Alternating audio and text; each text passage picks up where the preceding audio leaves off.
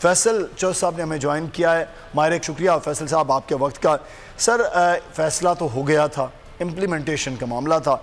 Election commission जो date दे नहीं सकता था उसने कैंसिल भी कर दी, नई डेट भी दे दी, और अब मामला ये कि फ़रीक बनने के लिए PDM यानी हुकूमती जमातें वो भी आ रही हैं। लेकिन जिस तरह मुतनाज़े इलेक्शन के इस फैसले के बाद सुप्रीम कोर्ट के जजेस साहब, सुप्रीम कोर्ट के चीफ जस्टिस साहब और बेंच और ये चीज़ें हो रही हैं, इसके बाद सर अदलिया के हवाले से तो बहुत क्वेश्चन मार्क उठेंगे। जी सर, बात ये है कि ये जो एक तो जो अभी मामला है सुप्रीम कोर्ट के सामने, इम्प्लीमेंटेशन ऑफ इलेक्शन कमीशन, जो प्रीवियस ऑर्डर है वो नहीं है। ये तो पावर जो इलेक्शन कमीशन और प्रेसिडेंट की है उनसे मुतालिक मामला है। कल का ऑर्डर भी जो है इसमें वाजे है और वो 184 में टेकअप किया गया। पहली बात तो ये है, तो लिहाजा जो प्रीवियस ऑर्डर जो था उसका तो इससे वो तो इम्प्लीमेंट भी हो गया था, क्योंकि इलेक्शन डेट भी दे दी गई और वो सारा करवा भी दे दिया गया। सही, तो इसलिए वो उस पर इम्प्लीमेंटेशन तो हो गई थी। अब ये एक नया उसमें जो है मामला आया और सुप्रीम कोर्ट इसको देखेंगे। दूसरी बात ये है कि नवाज लीग की और PDM की जो जमातें हैं उनका ये जो वतीरा रहा है वो हमेशा अदलिया पे हमला करते हैं, अदलिया को डिवाइड करते हैं।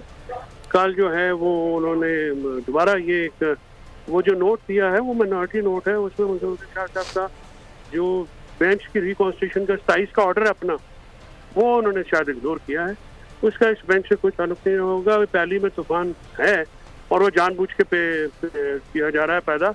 अदलिया पे हमले भी किए जा रहे हैं, उनके खानदानों पे भी हमले किए जा रहे हैं। ये पुराना तरीका वारदात है नवाज लीग का।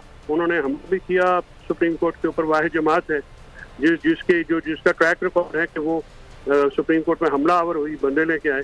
तो ये इसी किस्म का काम कर रहे हैं और ये इनसे कोई अच्छी की तवक्को नहीं होती, तो यही वो अपना मामला कर रहे हैं। फैसल साहब यहाँ पर है ये मामला के इम्प्लीमेंटेशन का, क्योंकि ये दरख्वास्त PTI की जानिब से है। अब इसमें इलेक्शन कमीशन के जो इख्तियारात हैं उसके हवाले से अब आप समझते हैं कि वो बात होगी उस तरह के वो इलेक्शन कमीशन जो खुद कह रहा था कि हम डेट नहीं दे सकते हैं, वो नई डेट कैसे दे सकता है? डेट कैंसिल करना वही मामला है क्योंकि सब्जुडिस है, तो उसके सामने उसके मुताबिक ही सही। फैसल साहब बहुत शुक्रिया आपके वक्त का। फैसल चौधरी साहब हमारे साथ मौजूद थे। अगर ये वीडियो आपको पसंद आई है तो हमारे चैनल को सब्सक्राइब कीजिए और बेल आइकॉन को क्लिक कीजिए। तो नजर आ रहा है सामने लिखा हुआ है जुल्म मिटने के लिए 2 चीजों से मिटेगा भाई। एक, अदल की कुर्सी पे जो लोग बैठते हैं ना वो अदल के हिसाब से फैसले करने लगे। दूसरा, कौम निकल खड़ेगी उस जुल्म के खिलाफ, तो जुल्म खत्म हो जाएगा। या इन दोनों में से कोई एक चीज हो जाए या दोनों हो जाए। अगर 420 का मुकदमा था उस वक्त अदलिया में जो लोग बैठे हुए केस देख रहे थे वो पूछते ना यार चीट हुआ कौन है। जब उनको दिखता कोई चीट नहीं हुआ केस खत्म कर देते। तो जालिम जुल्म कर ही नहीं पाता। 9 जजेस ने नोट बिफोर किया मेरे केस को यार, 1.5 साल चला।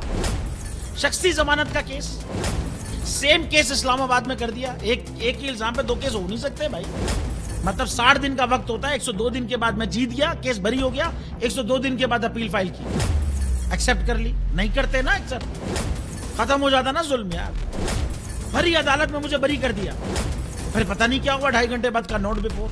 मैं नहीं सुनता ये केस, खड़े रहते अपने फैसले पे, मिट जाता जुल्म। अल्लाह ताला ने बिठाया इन कुर्सियों पे इनको यार, ये अल्लाह ताला की तरफ से फैसले करने हैं।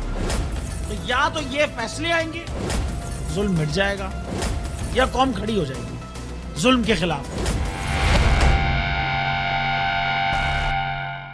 रहमत का महीना आ गया है, बख्शिश का सफीना आ गया। होगी मुलाकात उलमाए दीन से, जो देंगे इत्तेहादे बैनुल मसालिकीन का दर्स। जिक्र होगा अंबियाए कराम, रमजान की स्पेशल ट्रांसमिशन रमजान में।